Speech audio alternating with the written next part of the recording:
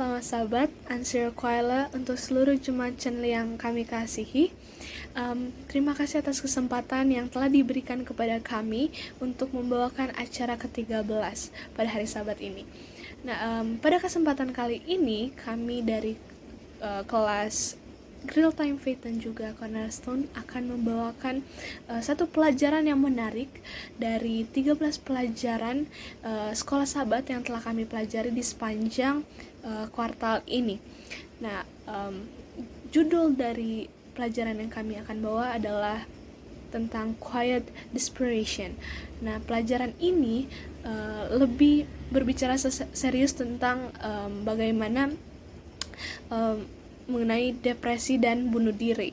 Nah, melalui pelajaran ini kami diingatkan untuk perlu menyediakan waktu untuk melakukan sesuatu yang bisa kami lakukan bagi orang yang tidak lagi melihat bahwa ada harapan di masa depannya.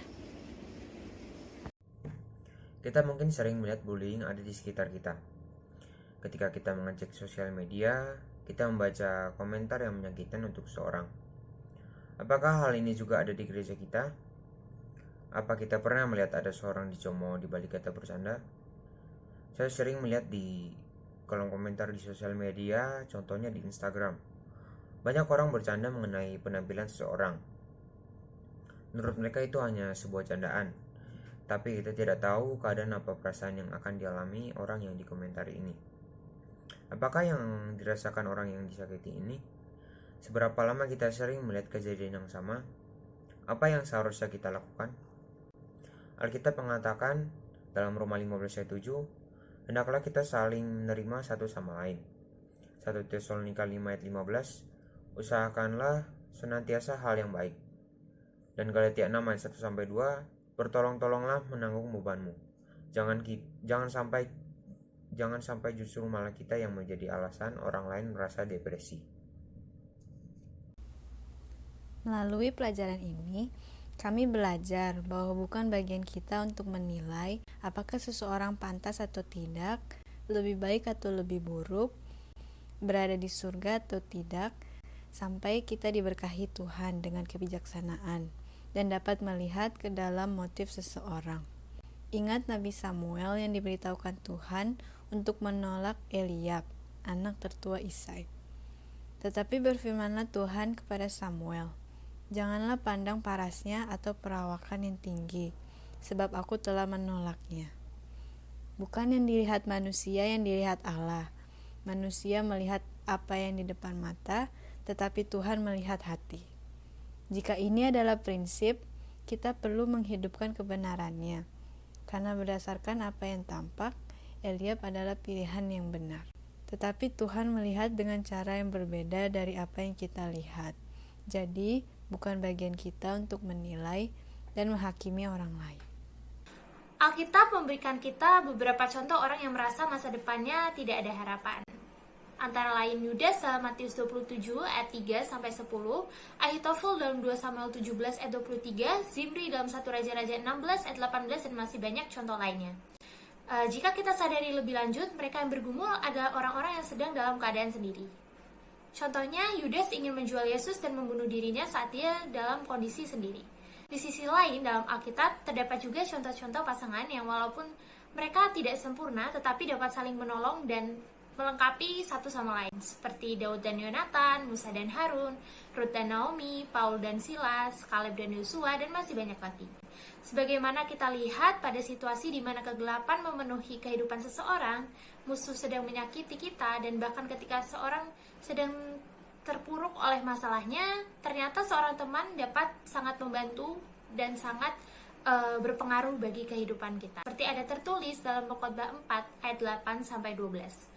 Ayat 8, ada seorang sendirian, ia tidak mempunyai anak laki-laki atau saudara laki-laki dan tidak henti-hentinya ia berlelah-lelah, matanya pun tidak puas dengan kekayaan. Untuk siapa aku berlelah-lelah dan menolak kesenangan? Ini pun kesia-siaan dan hal yang menyusahkan. Ayat 9, berdua lebih baik daripada seorang diri, karena mereka menerima upah yang lebih baik dalam jeripaya mereka. Ayat 10, karena kalau mereka jatuh, yang seorang mengangkat temannya, tetapi wahai orang yang jatuh, yang tidak mempunyai orang lain untuk mengangkatnya. Ayat 11, Juga kalau orang tidur berdua, mereka menjadi panas, tetapi bagaimana seorang saja dapat menjadi panas? Ayat 12, dan bila mana seorang dapat dialakan, 2 orang akan dapat bertahan. Tali 3 lembar tidak mudah diputuskan. Ketika kita memikirkan seseorang teman atau anggota keluarga yang sedang mengalami depresi, kita dapat membuat suatu hal yang positif, yang berbeda di dalam hidupnya, seperti berbicara secara terbuka dengan mereka tentang pikiran dan perasaan mereka. Mereka mungkin kelihatan baik-baik saja atau terlihat perubahan yang berbeda dari mereka yang sebelumnya.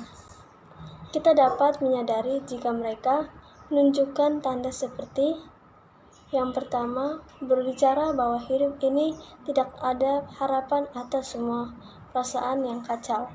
2. Suasana hati yang berubah-ubah secara dramatis. 3. Kehilangan minat pada aktivitas hari-hari. 4. Menunjukkan pengabaian pada penampilan secara abnormal. Dan yang terakhir, melihat perubahan seperti kebiasaan tidur atau makan. Saudara-saudari sekalian, kita dapat menunjukkan kepedulian kepada mereka yang sedang mengalami depresi dengan cara yang pertama, mendengarkan, buat mereka mengetahui bahwa mereka tidak sendiri dan kita peduli. Jangan menjanjikan bahwa keadaan bisa cepat membaik, berjanji tidak akan mengatakan pada siapapun. Karena kita kadang perlu mencari pertolongan dari spesialis.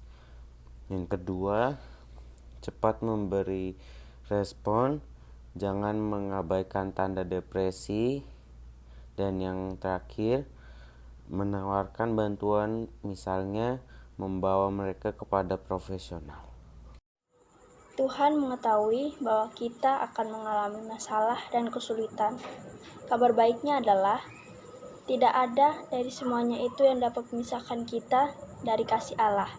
Kita mungkin memiliki pergumulan di dunia ini, tetapi Tuhan berjanji akan selalu bersama kita. Kata-katanya penuh dengan janji yang dapat mengangkat kita, memberikan kita semangat dan inspirasi.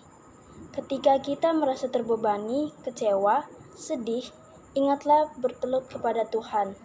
Tuhan tidak akan membiarkan kita. Demikianlah pelajaran yang kami bawakan, semoga menjadi kekuatan dan memberikan pengharapan kepada kita semua dan menjadi kemuliaan bagi nama Tuhan. Tuhan Yesus memberkati.